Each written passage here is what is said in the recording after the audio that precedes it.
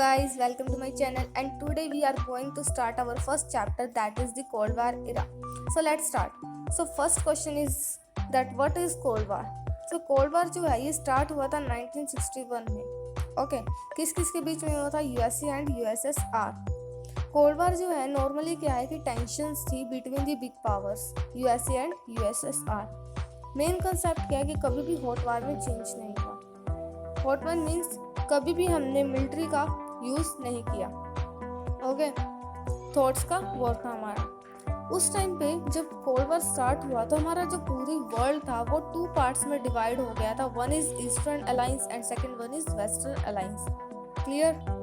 Next topic is what is Cuba missile crisis. Cuba missile crisis जो था 1962 में हुआ था स्टार्ट.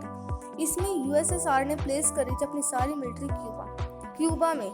क्यूबा जो एक स्मॉलेस्ट कंट्री है जो कि यूएसए के साइड में है, यानी इसकी नेबरिंग कंट्री है. ओके, जब यूएसए को पता लगा कि इसकी नेबरिंग कंट्री में उसने अपनी सारी मिलिट्री प्लेस कर दी है तो उसको भी अच्छा नहीं लगा. और फिर क्या हुआ, उनके में थोड़ी टेंशन्स और इंक्रीज हो गई. ये जो पूरा सर्कल था ये 13 डेज का था ओनली. ओके, और इस क्यूबा मिसाइल क्राइसिस को अक्टूबर क्राइसिस ऑफ 1962 भी कहा जाता है. ओके, 13 डेज का जो ये था क्यूबा मिसाइल क्राइसिस कब से कब तक था? 16 अक्टूबर 1962 को ये स्टार्ट हुआ था. 28 अक्टूबर 1962 को ये ख़त्म हो गया था. यानी यूएसएसआर को अपनी सारी मिलिट्री क्यूबा से रिमूव करनी पड़ी. ओके, उस टाइम पे लीडर कौन थे यूएसएसआर के? Nikita Khrushchev. Okay, and president कौन थे यूएसए के? John F Kennedy. So first world war हमारा कब स्टार्ट हुआ था ये भी हमें पता होना चाहिए. तो फर्स्ट वर्ल्ड वार हमारा 1914 से 1918 तक चला था. एंड सेकेंड वर्ल्ड वार 1939 से 1945. Sorry, and after that second world war के बाद हमारा स्टार्ट हुआ कोल्ड वार.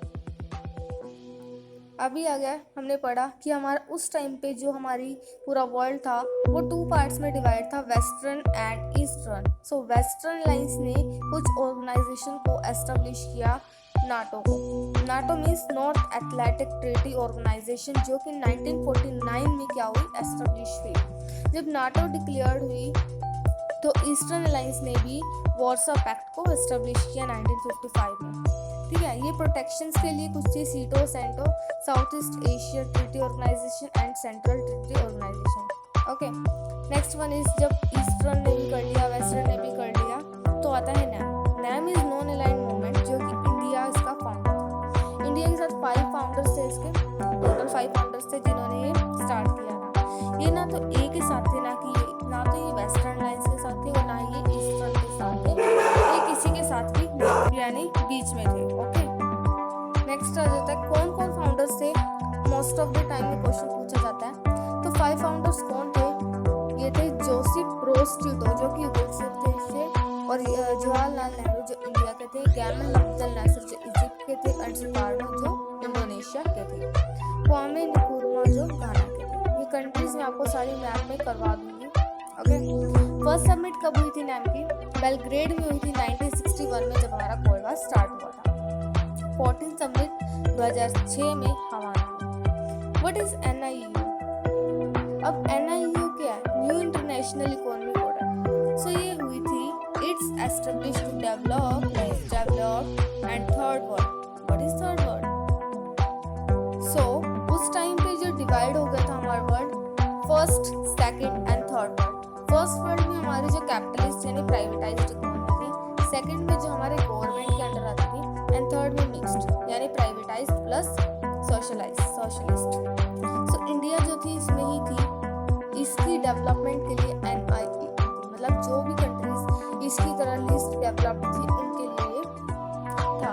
ओके, इंडिया जो है, अब कहते हैं इंडिया का रोल क्या रहा है कोल्ड वार में. तो इंडिया जो है नैम का मेंबर था, एंड उसका मेन क्या था? उसने रिड्यूस करा था डिफरेंसेस जो थे बिटवीन दी अलायंसेस, यानी जो भी यूएसए एंड यूएसएसआर के बीच में था.